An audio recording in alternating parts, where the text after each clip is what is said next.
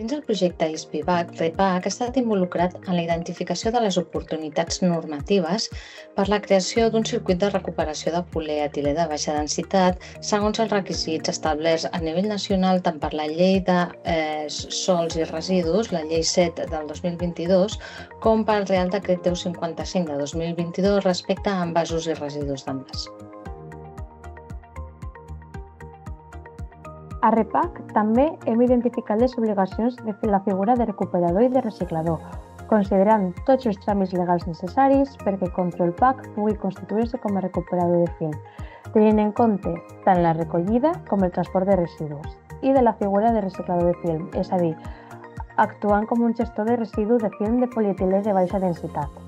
REPAC també ha aportat les claus legals per la viabilitat de constitució d'un CIRAP, és a dir, d'un sistema individual de responsabilitat ampliada del productor, tenint en compte tots els requisits que s'han d'assolir i de les obligacions que això comporta. La creació d'un CIRAP pot resultar una oportunitat pels clients de Control PAC, ja que és viable una millora de costos pel fet de gestionar el residu de film via CIRAP en comptes amb un sistema col·lectiu. Per acabar, també hem realitzat una anàlisi de la viabilitat ambiental per demostrar que la creació d'un circuit de logística inversa per la recuperació de film estirable redueix l'impacte ambiental respecte a l'ús de material verge. Tot això ho hem avaluat fent servir com a indicador la petjada de carboni. Hem identificat també la distància màxima entre el punt de recollida i el recuperador per tal de definir les rutes de recollida més viables, més adequades.